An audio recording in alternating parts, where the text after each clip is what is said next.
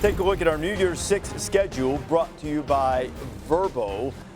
We have the Goodyear Cotton Bowl Classic on December 29th. That'll be Missouri and Ohio State. Start things the next day at noon with the Chick-fil-A Peach Bowl, Ole Miss and Penn State. Followed at 4 o'clock Eastern Time, Georgia and Florida State. Certainly a couple of teams, particularly the Seminoles, disappointed that they weren't included, to put it mildly, in the college football playoff. Then New Year's Day, the day of the semifinals, will start with a Verbo Fiesta Bowl, Liberty and Oregon.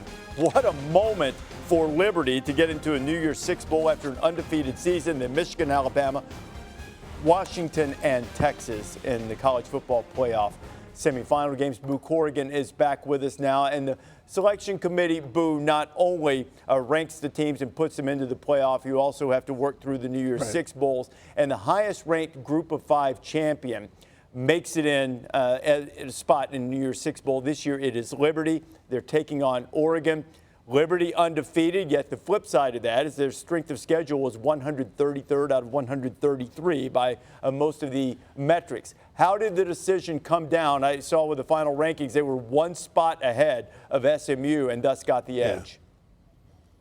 Yeah, SMU had the big win over Tulane, obviously, but, Liberty just continued to win throughout the year, 2 wins over New Mexico State.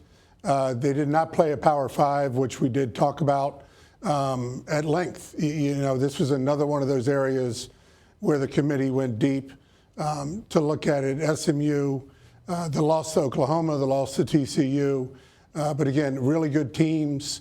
Really, as we went through it over and over again, Rece, as we do in the room, the vote came down and it was Liberty at 23 and SMU at 24. Well, was there any concern about this? Now, look, you and I have talked about this before. I don't really think it's within the committee's purview, nor is it wise for them to get into the business of sending messages.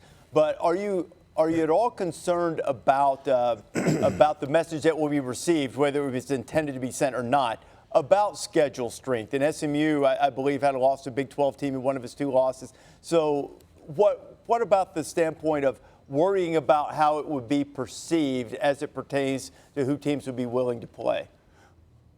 Well, it was a big topic of conversation, as I said a second ago, of them not playing that Power 5 school. The hard part, Rece, as we sit in that room, is we don't know. Did they have something under contract previously that got canceled? Were they trying to get a Power 5? In looking at that, our job's not to go in there and send a message, as you said, but, we look at strength of schedule and bands, right, of 15 or 20 and who's in that band. And, as we looked at it, SMU was close to the band, obviously not last as Liberty was in yours. But again, as we're looking at it, we're just trying to pick the best teams, and the group was most comfortable. The 13 of us were most comfortable with Liberty ahead of SMU. We've had a great deal of experience in this now, and we've tried to put this in the context of the 14 playoff era coming to an end. Going to be a lot different next year. There will be a lot of automatic bids, but you'll still have some at-larges to consider. How do you think the evaluation process changes in the 12-team playoff era?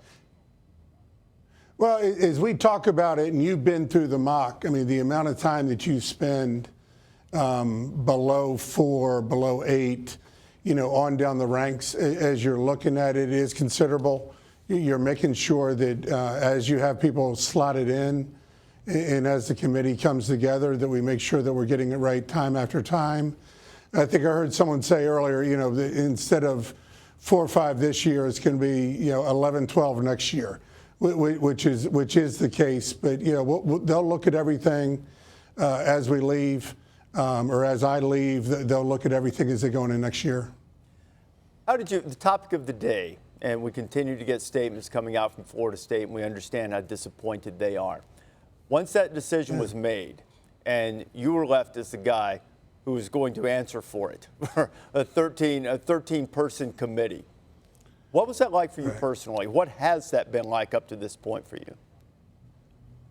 Yeah, one, it's an honor to be the chair, right, and to be selected to be the chair, and you're hearing all the conversations throughout the entire period of time, right? It's not, you don't get to take a break. You're not doing anything but locking in the whole time you're there. They're going to be disappointed. Someone was going to be disappointed, and as we look at it, Coach Norvell, the team, their fans understand that they're upset, but our job is to get the top 4. And my job is to deliver the message from the committee. And you've done it with extraordinary grace, and we certainly appreciate it over the course of the entire season. Boo, thanks a lot for spending time with us, as always, and look forward to seeing you out there during the postseason. Hey, thanks, Rece. If I could thank my family for this, that'd be great. You bet, man. Go ahead. We know a lot of your family quite well. They are they've been supporting you. Your family's been great, and we appreciate their friendship as well. Yeah, man. I appreciate you and all y'all do. Thank you. All right, that is Boo Corrigan, chair of the College Football Playoff Selection Committee, also the athletic director at North Carolina State, and an excellent one. Okay, this is how the 12-team playoff would look this year if it were in play. Now, right now, you say, well, there's no difference in the quarter, in the 1, 2, 3, 4 teams. There are years that would be a lot different. Last year, for instance, TCU was one of the top 4 seeds, but they weren't a conference champion.